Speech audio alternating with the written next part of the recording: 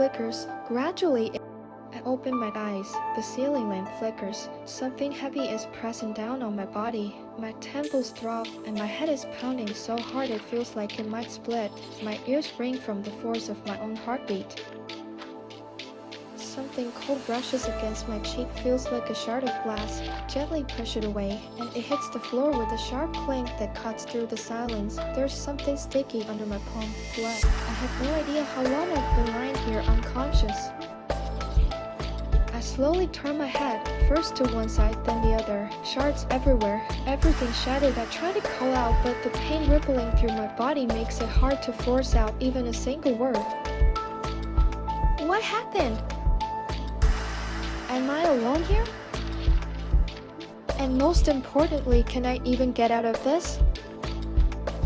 These thoughts pulse together with the pain, but there are no answers, only silence and the flickering light above me.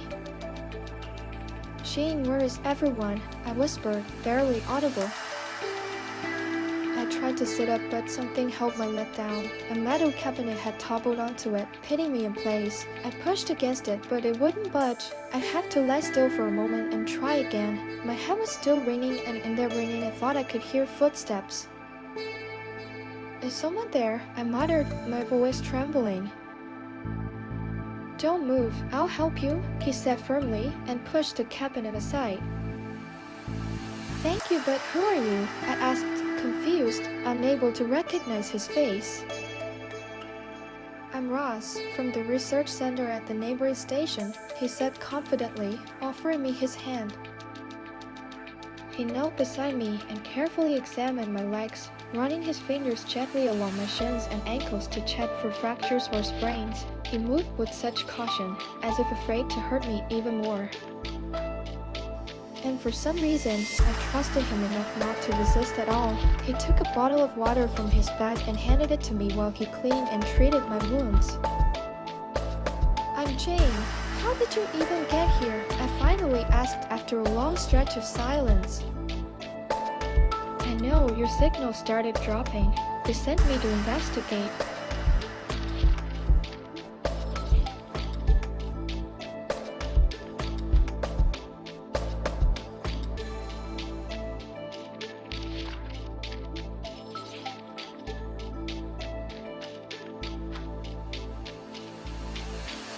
You're welcome, he answered, a little embarrassed. I looked around. It felt like an explosion had ripped through the place. Twisted panels, shattered jars, broken vials of reagents and samples spilled across the floor, and nearby sparking wires dangling from torn apart equipment. Please don't let anything short out, I muttered instinctively as the scene sank in. The air in the lab was heavy, metallic, and my colleagues nowhere. No bodies, no traces, nothing at all. We need to check the station. Someone might need our help, I said with newfound resolve as I slowly pushed myself up and headed toward the door. I'm going with you, he said. We stepped into the corridor. There was no light at all, only red emergency lamps flickering along the walls. Each pulse of the light beat like heartbeats against the metal surfaces. We need to get to the command module, I said, looking at Ross. Good call. We moved slowly, watching every step as we headed toward the command section. My heart pounded in my chest, and my palms were slick with sweat. We tried to stay quiet. We had no idea what could be waiting around the next corner. What worried me the most was the same question looping in my mind. Where did the entire crew go? There were 6 of us, and now everyone except me is gone. Not a single person in sight. Not even a body, nothing. My only hope was that they were all gathered somewhere in the command module. I stepped into the command module first. It was in ruins as well. I moved closer to the main console, leaning over the monitors. The indicators flickered yellow, a good sign. It meant the power grid was at least partially functioning, and that was better than a complete shutdown. Alright, let's see, I muttered under my breath. One of the screens displayed a flashing fragment of code, so I wasn't imagining things. Someone had been here. Someone must have tried sending out a distress signal to the other stations. We should try opening the event lock. Maybe someone managed to leave a record. I don't need a lock to know what happened. What I don't understand is where everyone went, I murmured again to myself. By the way, if you remember anything, tell me. Start from the moment it began. I walked toward the window. On the horizon, a pitch black sky, nothing alive anywhere. Even though it had been more than half a year since humanity first encountered the terrifying virus, I still couldn't accept that this was our new world. No green trees, no flowers, not a single person wandering outside, enjoying life. The surviving population was sealed in bunkers, far from sunlight, breathing air that went through 10 stages of filtration. People depended on us and on the hope that the virus wouldn't infiltrate their new shelters. Where do I even begin? I sighed. From the very start, every detail matters. Every moment you can remember, he said softly, watching me. We woke up, had breakfast, grabbed some coffee. Everyone went about their tasks. Some watched the readings, others scanned the area for samples. About an hour later, the sensors started flashing like a severe storm or an earthquake was heading our way. The whole place shook. The equipment went crazy, beeping and blinking like it was about to explode, and then it just went dark. The next thing I remember is waking up in the lab. Stress can erase parts of memory, but based on what you told me, it's even more important that we access the event log. Whatever that phenomenon was, we need to know how it affected you.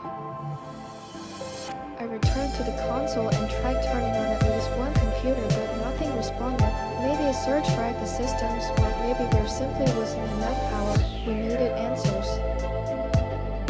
If there's an emergency generator, we need to start it. The computers might not be booting because they're underpowered. It's in the lower section. I just hope it isn't blocked off, I sighed and moved toward the door. We need to retrieve at least part of the system. If even one module is intact, I can repair it, he said, following close behind.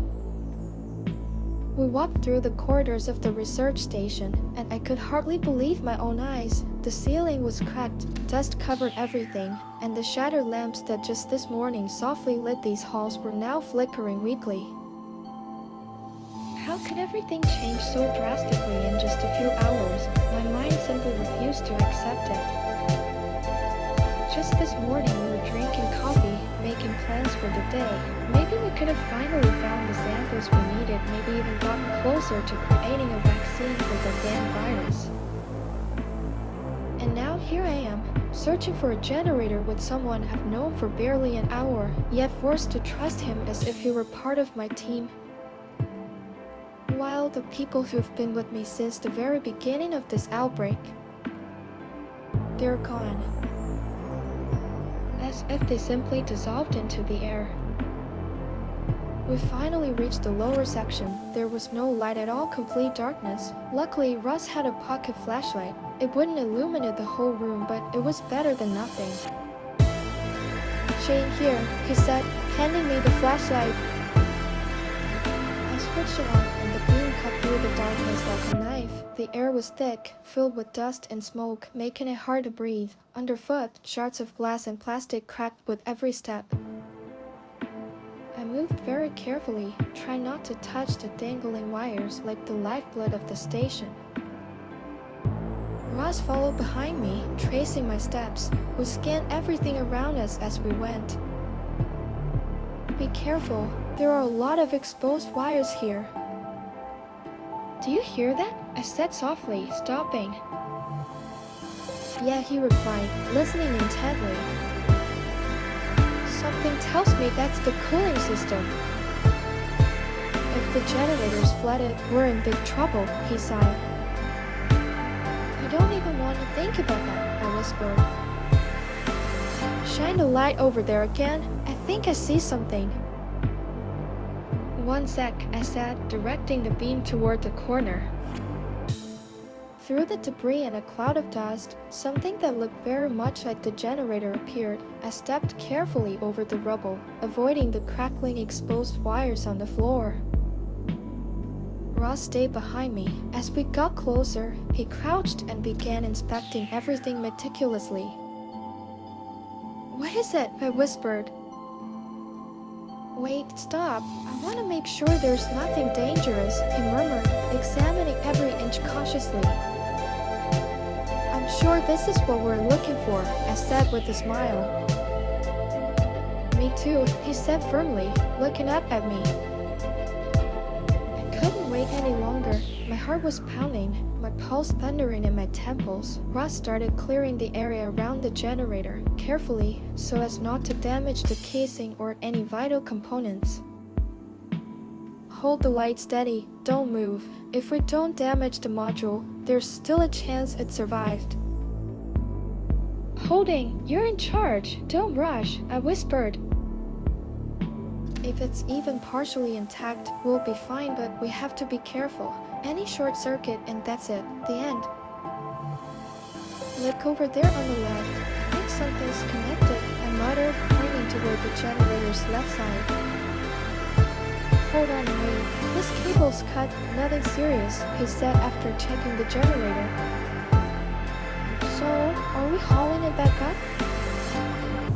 "Yeah, we need to take it to the command deck." We carefully lifted the generator from both sides. Its metal casing felt cold for a second. I could have sworn it was damp. I placed a flashlight on top of it so we'd at least have a bit of light to guide our way. The light bounced off the walls, illuminating the corridor littered with broken glass, damaged equipment, and a thick layer of dust. We moved carefully, trying not to make any sudden movements to avoid causing further damage.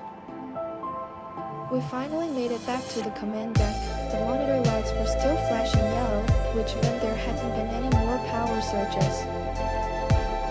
Ross carefully placed the generator near the main console and checked the wires. He disconnected the old power cable. Everything went dark for a moment, then he grabbed a new cable running from the generator's body and connected it to the system.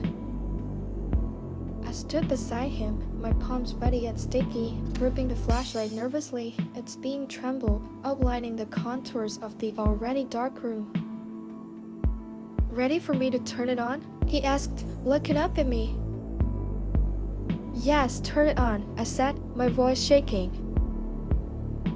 Ross pressed the button on the generator. It hummed quietly, and within seconds the lights began to brighten and the equipment came back to life. System symbols appeared on the screens, followed by the familiar station control menu.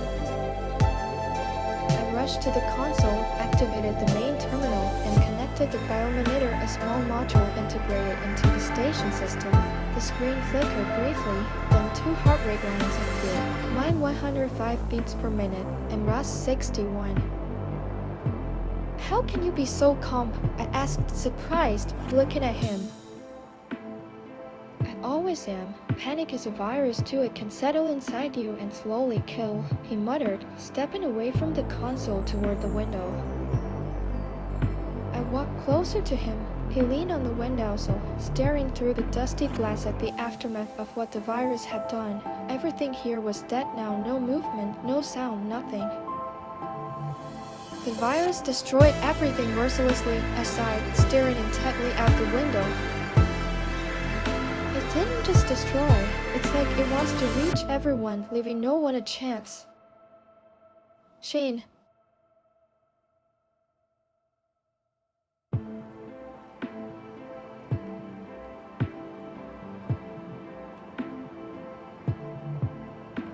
"I wish I had your confidence. Considering the situation we're in, you're quite the optimist," he said with a smile.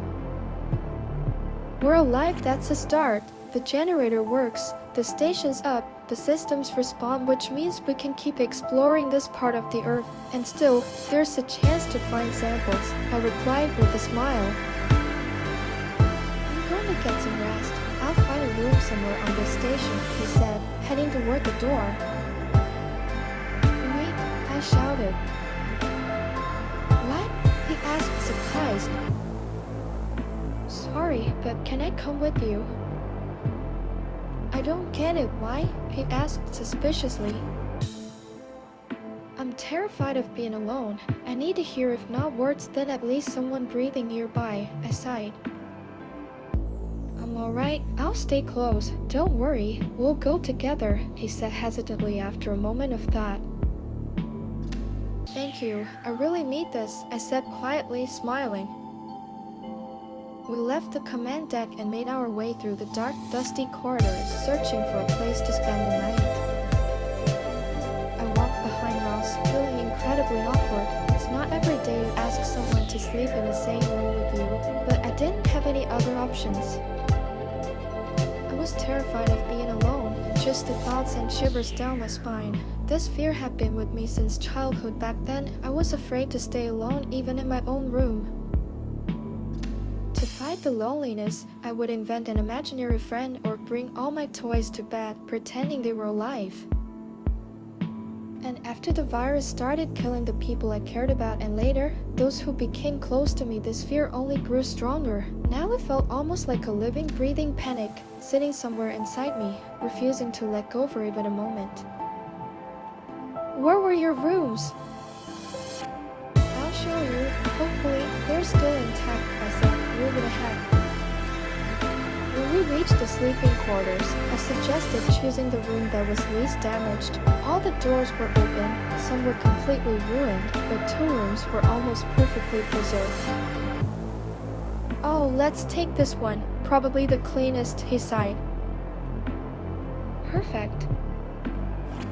Ross confidently stepped into the room, and I followed behind him. The room looked good compared to the others we'd seen. My own had been completely destroyed, as if an explosion had ripped through it. Along the wall were 3 bunk beds, each with a small nightstand. A small window in the center of the wall showed nothing but the black emptiness outside. Under the window sat a desk, basically the same setup as the other rooms. Ross, I feel awful asking this, but please don't leave me alone. It's fine, don't worry, it's definitely calmer together. Thank you, I sighed, choosing the bed closest to the wall. The blanket was covered in a layer of dust. I carefully shook it out and fluffed the pillow. Kicking off my shoes, I climbed into bed and pulled the blanket up to my chin. I closed my eyes and took a deep breath. My heart was still racing after everything that had happened today. Somewhere nearby, I heard Ross's bed creak. He probably couldn't sleep either, quietly turning from side to side. I tried to distract myself with positive thoughts. Slowly, it worked. Bit by bit, my thoughts started to dissolve somewhere in my subconscious, and I fell asleep. I woke up before Ross, shivering. The room was cool and slightly damp. The atmosphere felt calm and quiet. Only the muted hum of the system reminded me the station was still alive, still fighting. Carefully, so as not to wake Ross, I got out of bed, put on my shoes, straightened the blanket, and stepped quietly into the corridor. The corridor seemed a little brighter now, hopefully. The generator had stabilized. The emergency lights on the broken fixtures flickered nervously. I quickly made my way toward the command deck.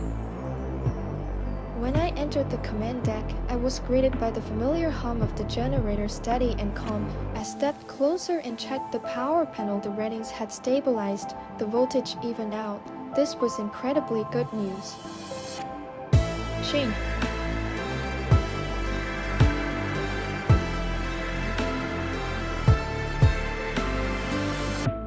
I ran out into the corridor and without looking back, sprinted toward the sleeping quarters as fast as I could. The lights on the walls flashed past my eyes, and my footsteps echoed beneath me. It felt like I reached the room in seconds. Finally, the familiar door came into view. I ran so fast I almost crashed into it.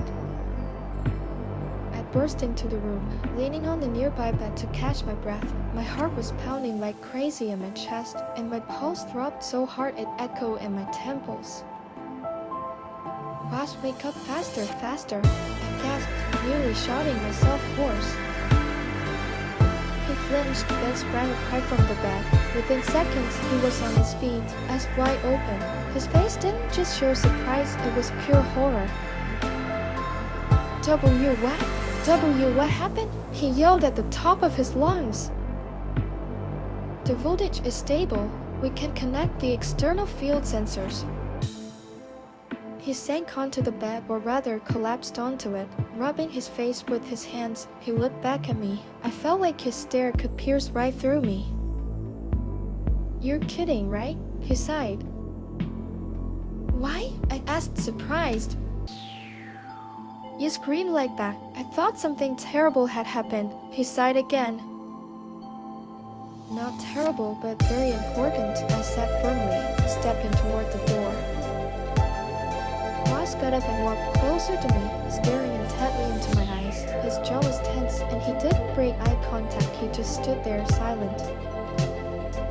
"Are you absolutely sure the system is stable?" he asked after a moment. "More than sure," I added firmly.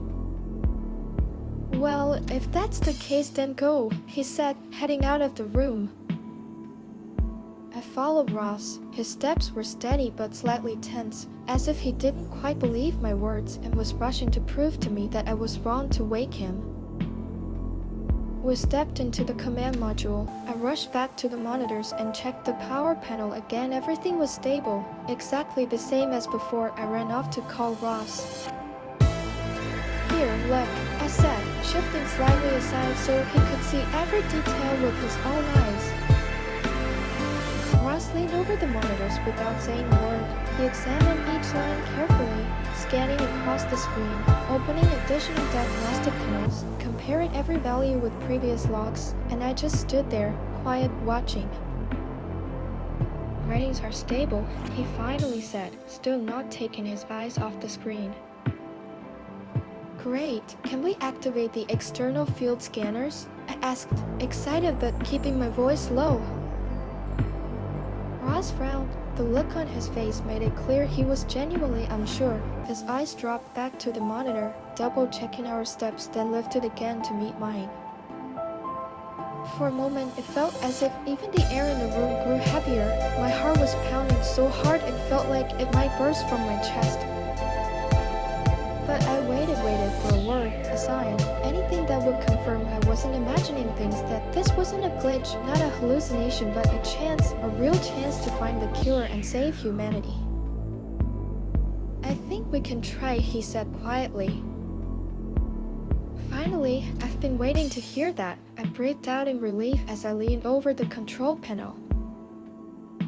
I took a deep breath, then another. My fingers trembled under the weight of the responsibility settling on my shoulders.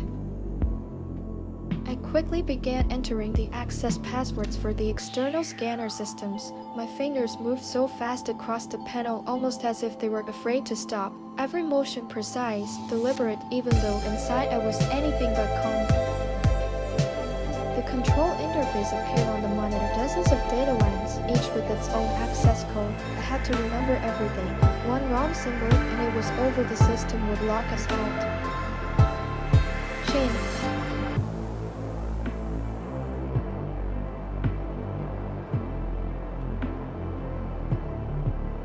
The loading emblem appeared on the screen, which meant everything was correct. Now we could only hope the system and the power grid would hold through the initial initializations. A line flashed across the screen. Access confirmed. Initializing scanning system. The lights flickered just once, and so did we, but the power held. The external scanners activated. I glanced at Ross. He stood beside me without blinking. Honestly, it felt like he wasn't breathing at all. "Don't believe it, Jane. You did it." "We did it, he murmured. Ross sat down beside me. I glanced at the biomonitor. My pulse 105, his 61, as always. We sat in front of the main console, staring at the monitor. My heart was beating so fast it felt like it might explode. The scanner surged at full power, sweeping every inch of the landscape. Data flashed across the screen. Temperature readings, humidity levels, atmospheric pressure. All clean. No movement, no changes. More than 2 hours passed. We said nothing the entire time. The scanner kept doing its job, and slowly I began to lose hope. Chain.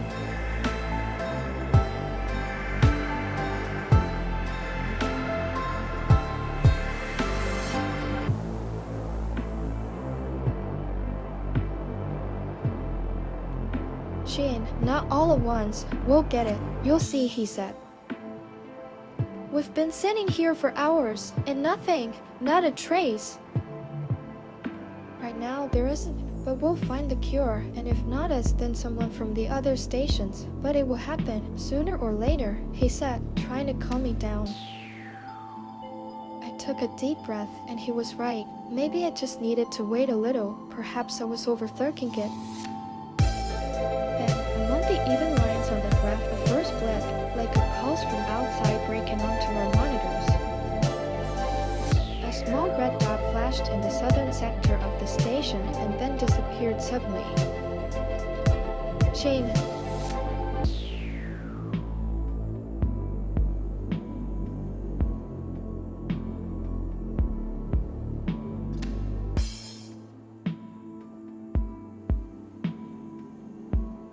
Yeah, I saw it. What do you think it is?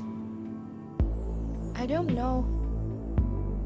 I stared at the monitor, waiting for the graph to spike again, hoping it was an assistant glitch or a voltage spike, but the screen remained stubbornly silent. Readings are stable, no hint of change. The command module was engulfed in silence, so thick I could hear my own breathing. Ross sat next to me, perfectly still. Suddenly, the silence was cut by a sharp beep, beep, beep. The monitor flickered again, and this time, the dot lingered longer on the screen. What is that? Can you make it out? No, I can't see it clearly. Neither can I, but I'm certain it's not a glitch. The scanner, it's picking up a heat wave, low, but it's alive, I muttered under my breath, afraid to say it out loud. Ross' fingers flew across the control panel, activating additional analysis modes. The cooling fans roared louder than usual, and the system began processing the data far faster. Anomalous phenomenon. We need to go check it out, I said sharply. What? He added, nervous. And what do you suggest? I snapped back, looking at him. Clearly not risking my life, he muttered begrudgingly in reply. Then don't go. Stay here. I'll go alone. I pushed myself up from the chair. The leg scraped harshly across the floor, so loudly the chair nearly toppled. I made a deliberate turn and headed for the door. I dashed into the hallway. Unlike Ross, I still have hope to find an antidote to the virus and finally walk on the surface again without protective suits or devices, not spend the rest of my life locked inside these stations. Where are you going? Wait, he shouted and ran after me. I'm going. If this is a chance, we have to take it. You don't know what's out there. We need more data first. If that something is infected, do you understand how dangerous that is? All the more reason to go. If it survived the infection, then whatever it is might be the key to saving us, I said as I hurried toward the laboratory. Ross followed quickly behind, still trying to convince me to stay on the station, but it was pointless. I'm 100% certain in what I'm doing. Shane, what key? Do you understand this thing could be a threat to you? We live in bunkers. Everything is a threat. How have you not figured that out yet? You know what I mean. Don't rush. Let's observe it a bit longer. Why waste time? Especially when we barely have any left, I muttered sharply, walking down the corridor. The scanner picked up a heat wave, yes, but its shape is unstable. It could be a mutation, could be a trap, could be anything. I turned to Ross, staring straight into his eyes. Everything inside me was burning fear mixed with a fierce, unshakable certainty. I'm so close to the truth. I'm going out there, and I'm going to find out what it is, I finally said after a tense pause. You're so stubborn, he snapped. If we're going to be afraid of everything unknown, we might as well shut down the stations right now and bury humanity along with them. Just let it die, I shouted, frustrated. Fine, I'm coming with you," he finally sighed after a long silence, rubbing his face with both hands. We entered the laboratory. I looked around, so much equipment, cases, syringes and sample vials, various sensors. Everything seemed extremely important. Everything might be needed, but at the same time, most of this would just be extra weight we couldn't carry. "Alright, let's make a plan." "About what?" I asked, curious. "We go, but we do everything by protocol. Helmets, all gear must be checked thoroughly, and we take an extra communication channel." He listed the protocol nervously. "And no heroics, got it?" he added after a moment in a calmer tone. "Alright Ross, okay, we'll do everything you say," I replied. "Understand, I want to live just as much as you do. Everything will be fine," I added, looking at him. I grabbed my backpack, and we started packing all the necessary items. Even though I tried not to show my fear to Ross, my trembling hands gave me away, but he pretended not to notice. On the broken shelves, among the shards of glass, I found a dozen ampoules of stabilizing fluid, tweezers for collecting samples, and bio lab testers.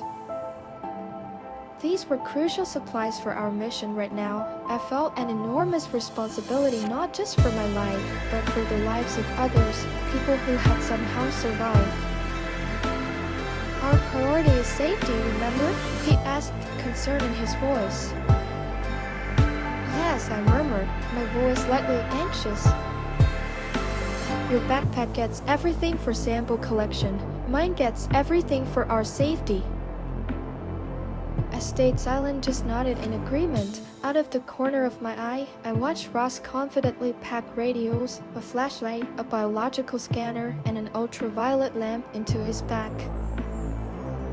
Then he moved carefully through the lab ruins, scanning for everything we would need. He worked quickly and without unnecessary words, yet each movement carried attention impossible to hide. I in turn packed everything and even more for sample collection, then fastened my backpack. It was heavy but manageable. "I suggest we return to the command center and double-check everything one last time." "Alright, let's go," I said, heading toward the corridor. We walked slowly through the station corridors and simply stayed silent. The lamps above flickered, their dim light sliding along the walls, sometimes revealing, sometimes hiding the cracked and battered surfaces. Ross walked ahead, his steps confident, his gaze determined. He scanned every turn, every corner, as if hoping to spot something else important, something we needed. Round the corner, the command center came into view. Ross quickened his pace, and I followed alongside him. Stepping over the threshold and entering inside, I stopped, took a deep breath, then a sharp exhale. "Well, why are you standing there for? Let's check everything one more time," he said, turning his head toward me, and walked to the main panel.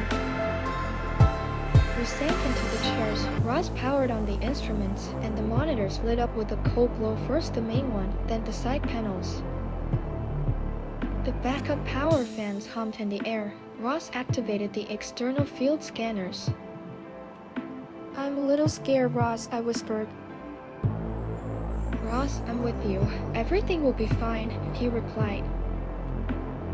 I turned my head toward the biomonitors. 2 pulses appeared on the screen, mine 115 beats per minute, which isn't surprising. I could even feel it pounding in my temples, whether from fear or anticipation of the unknown.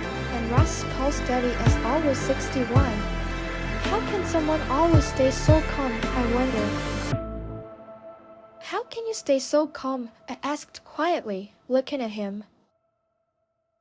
"Ross, what would my anxiety change? It would only cloud my focus," he said with a smile. I let out a heavy sigh and glanced back at the monitors. "One warrior is enough for us," he said, laughing at me. "Very funny," I replied, dripping with sarcasm. The scanners were silent, not a hint of anything beyond the dome. "Shane, there's nothing. What should we do?" "I'll take the coordinates of the previous obvious spot where the heat flare was detected. Let's check it out. Now that we're all geared up, there's no reason to back down. Tapped the coordinates and we headed toward the main airlock. We entered the main airlock. I scanned the room with my eyes. The suits we needed didn't seem damaged, but it was worth double checking. So, are you ready? I asked, my voice tense. Ross, I think so, he muttered in reply. We put on the suits, fastening layer after layer to leave no gaps for outside air to seep in. Connected the filtration systems and carefully checked their functionality. We inspected every valve, every tube, everything was checked twice to be absolutely certain that nothing would endanger us. Next came the helmet. It was heavy, but the weight was only noticeable for the first few minutes. After that, my body adapted, and it felt like a part of me. The helmet's edge snugly fit against the suit's collar, forming a perfect, tight, airtight seal. Chain.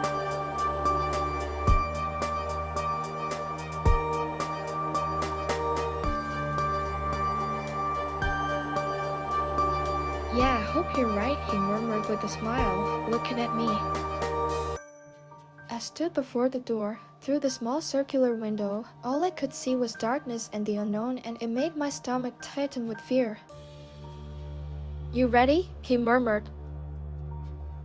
I don't know, I murmured back. Haha, and just an hour ago, you were yelling that you'd go alone, he muttered teasingly. That was before I saw this darkness and murmured softly, embarrassed by my own bravery. I closed my eyes for a moment and exhaled. Inside the helmet, the sound echoed as a soft, muffled, warm breath like I was breathing into my own little room. Stepped closer and pressed the buttons on the airlock panel. The system emitted a short signal confirming readiness to open the doors to the outside. The panel lit up with a red button confirmed airlock opening. Ross, should I open it? He asked, looking at me. Saying yes, and nodded in response. My hands were shaking, my heart pounding so fast it echoed through my suit. Instinctively, I took half a step back. I didn't know why, but it made me feel a little calmer. Ross pressed a button, and with a hiss, the door slowly began to open. We stepped out beyond our station. Immediately, a strong gust of air hit us from the darkness, heavy and alien. The doors behind us hissed and slammed shut. My sensors picked up a sudden temperature shift. I turned on my flashlight and shone it ahead. We might have to split up, he said, peering into the distance. Why? I asked nervously, looking at him. Don't worry, it'll be fine. We're always connected. Thanks to the built-in microphones linked between us, we'll hear every word the other says, he reassured me. And if the connection drops? It won't. You're not alone. I'm right here just a few meters away. Shane.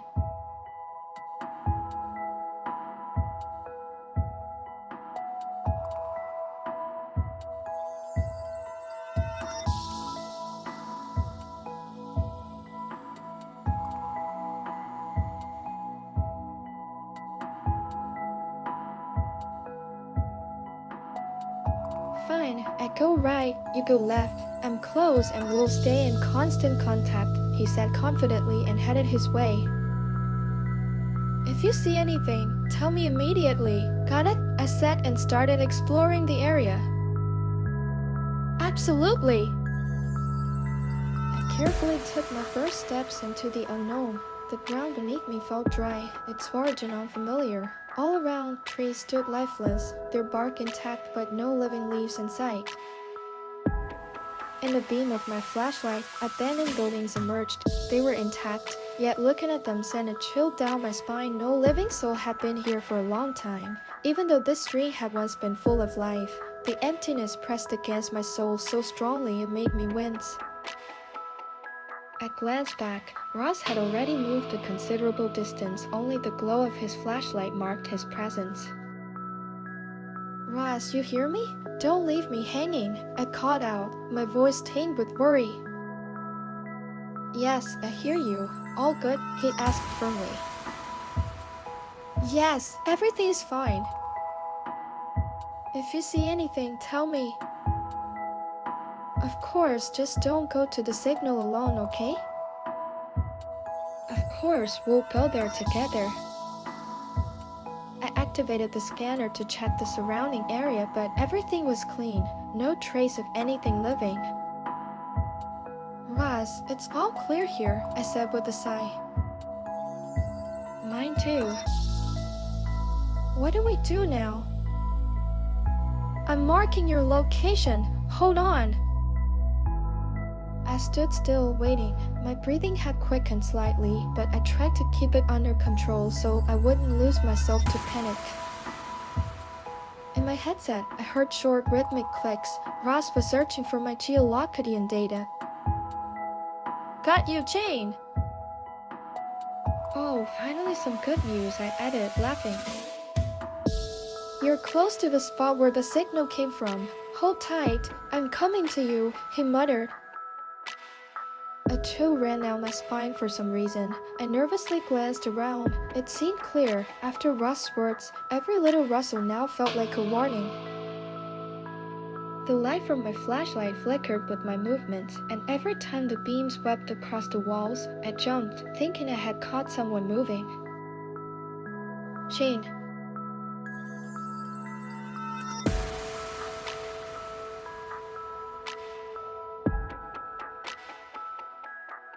I'm already moving fast. There's no way to go faster. Wait, he muttered, out of breath. It's easy for him to say wait when all that's running through my head are bad thoughts. My heart is in panic. I can't control it at all. The pounding echoes against the walls of the helmet, ringing painfully in my ears. I turned my head to the side and noticed a shadow on the horizon. My heart stopped for a moment, and a cold shiver ran down my back. Ross, is that you ahead? I asked, my voice trembling.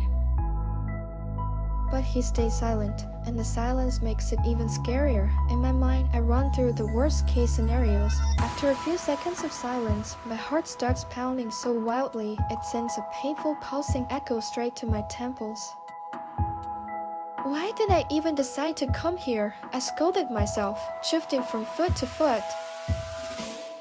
It feels like I've been standing in one spot so long that I'm starting to sink into the ground. Ross still hasn't answered, and all I hear in my headset is quiet static.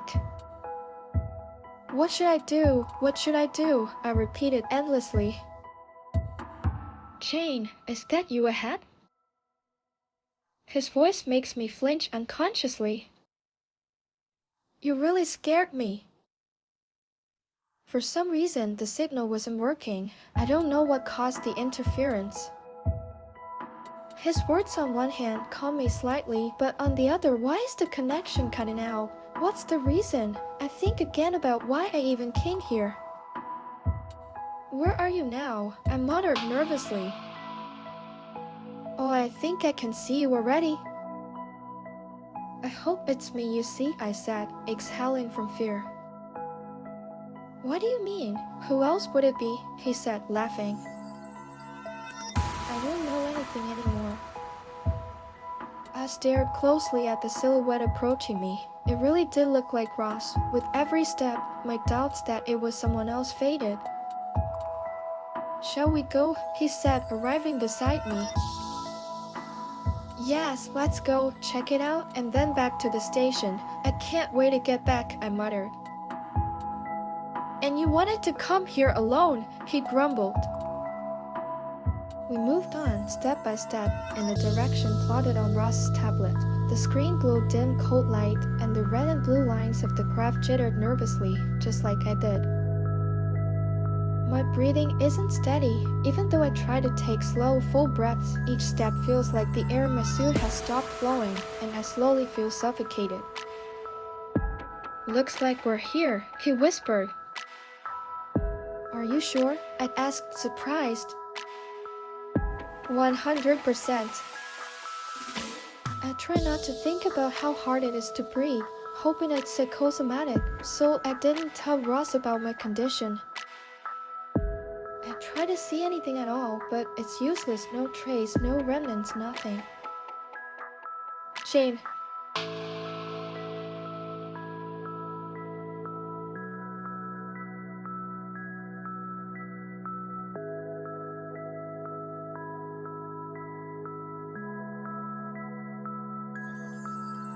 Indeed, nothing. It's as if the signal was just some kind of mirage, he sighed. I took a few steps to one side, and Ross moved to the opposite side from me, holding his flashlight closer to the ground. It looked as if he was afraid to miss the tiniest trace. We moved slowly, very slowly, step by step, almost silently, afraid that each step could be too much and any extra noise might disturb or scare whatever we were looking for. We carefully explored the surrounding area, but it was all in vain. I could feel the tension in my chest rising. Not finding anything under the normal flashlight, I pressed a switch, the flashlight clicked, and instead of warm light, a cold purple glow spread around me. Ultraviolet made the ground look different, even more alien and mysterious. Ross switched to ultraviolet. Maybe we'll find something this way, I muttered, glancing at him. Alright, I'll try it now, he sighed. I could hear the despair in his voice, like he was already losing hope in our search. White howling. Suddenly, the air around us shivered. A powerful gust of wind tore past, lifting dry dust from the ground into a gray wall through which nothing was visible. Even the flashlight's beam barely cut a few inches ahead. To see anything further, its strength wouldn't be enough. Ross, where are you? I whispered, alarmed. My heart started beating faster. I took a careful step forward and aimed my flashlight blindly. Dust settled on my helmet's visor in a thin layer, making it almost impossible to see. I wiped it with my gloved hand, which helped briefly, but soon my visor was covered in dust again. Ross, can you hear me? I muttered again. Static hissed in my headset and microphone. I realized that because of the strong wind, the connection was either non-existent or intermittent, as I still hadn't received a clear reply from Ross. Shane, if you can hear me, stay in place. Don't move, I'll find you, he said, his voice broken and shaky. I hear you, Ross, badly, but I hear you, I muttered and froze in place. The gusts of wind didn't ease, on the contrary, they twisted even more fiercely, as if the wind were playing with us, circling around. Dust particles in the beam of my flashlight appeared and disappeared like tiny clumps of shadows. I kept switching the flashlight from normal light to ultraviolet, hoping to spot something. Suddenly, behind me, I heard uncertain footsteps. My body froze from fear so completely that I couldn't move. I slowly began turning toward the sounds. Shane, is that you ahead? He asked, worried and broken. Damn, Ross, I got so scared I shouted nervously. I was a little scared too. I opened the bio panel on my tablet. Strange, my pulse 125 beats per minute. Normally, that's too high, but given everything I've gone through today, after this cursed wind, after the fear of something approaching me, it's understandable. Ross' pulse 61 beats per minute, steady as always, no matter the circumstances. Sometimes I wondered if he's even real. I swallowed the lump of fear that climbed up my throat and felt my chest tighten sharply again. Ross, aren't you scared? I asked anxiously. No, I can't change the situation, so why fear it? He asked, genuinely surprised. It's human nature to be afraid of something, right? I replied. Yes, but in a team, someone has to be rational, calm, otherwise death will take us, he said firmly. I found nothing to respond with, so I stayed silent. That was probably the right decision, I guess, although now I'm not sure about anything. What should we do next? I muttered, looking at Ross. Wait, I think I've picked up a signal. What signal? I asked, surprised. Something very similar to what we observed earlier. Where exactly is this signal? Let's go there before it disappears. No, I'm trying to get the coordinates. We won't go there just yet. But why? I asked angrily. Don't you see? Look around you. And what? Wait again? Yes, wait. If you want a life, that is, he said firmly. And what if it disappears and never comes back? I asked nervously. Jane, the equipment is running low. The signal from that location is weak and could vanish at any moment. With drain scanners, we won't get far. So what do you suggest? I snapped. I suggest we return to the station, wait out the storm. Ross, no, we're already so close, I said, exhaling. Beep, beep, beep. Charge level 17. Stability of external filters is decreasing. Jane, this is no joke anymore. Battery level is 17. That's roughly an hour, he added with a sigh. And if we have enough charge, we could find the place where the signal appeared? I asked nervously. No, we're going back, now! I just stamped my foot nervously in response because his tone was sharp, firm, almost commanding. He left me no room for argument. Follow me and don't stray a step. The connection between us could break at any moment. If we're lucky, we'll catch the coordinates and get back to the station safely, he said resolutely. Okay, but promise me, the storm ends, we'll recharge our devices and we'll come back here for sure, I said with desperation. I promise, he said and headed toward the station.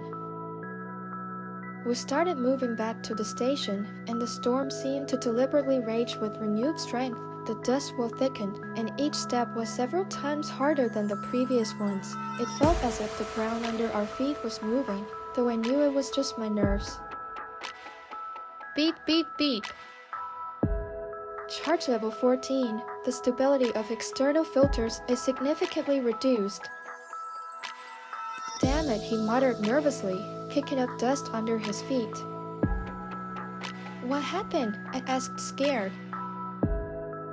Battery's at 14%. We need to conserve. Jane, we'll have to cut the comms. Jane.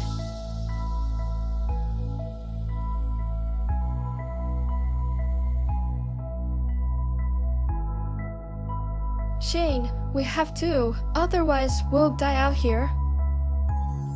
Damn it, Ross, but don't go far. Always stay close.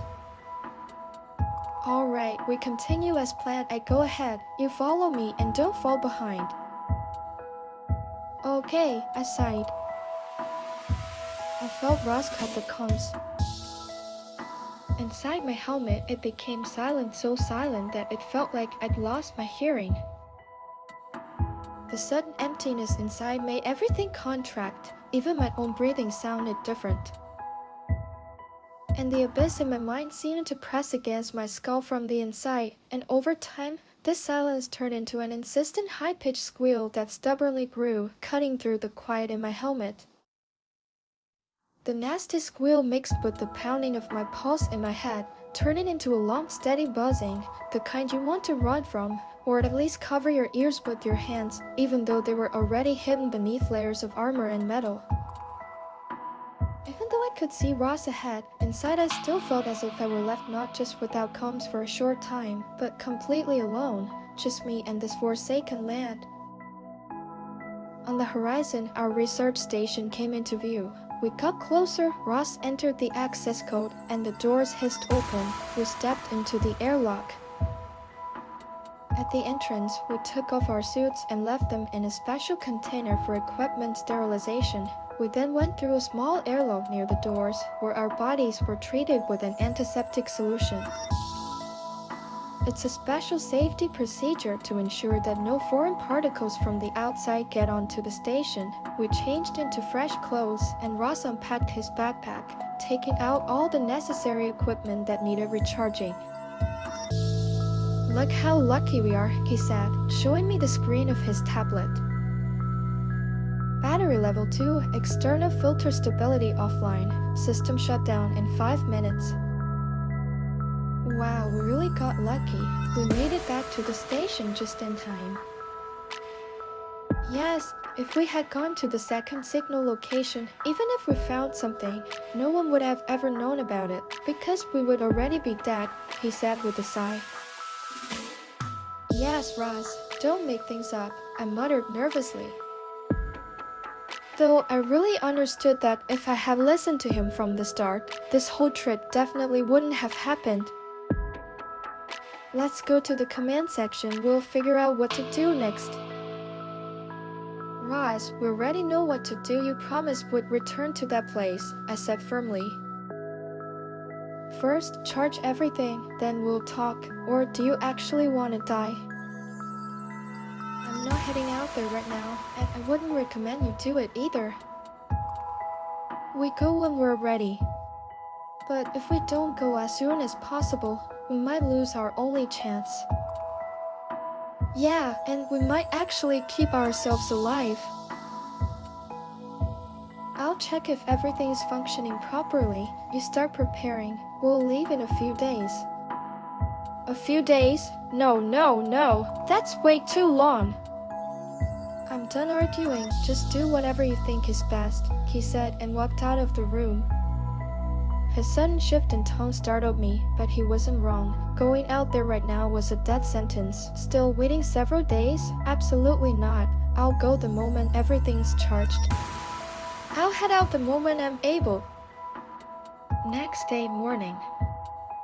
If he refuses to go, then I'll go alone, but damn, this is terrifying.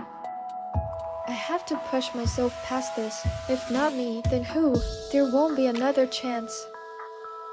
Stepping outside the station, I headed straight toward the signal, trying my best to keep myself from slipping into panic. Ignoring everything around me, I just walked step by step, trying to hide inside my suit as if it could shield me from my own fear. I had no idea how much time passed since I left. I completely lost track. My head was filled with a constant white noise and this tiny hope that maybe somehow Ross was watching me. Maybe he even followed me.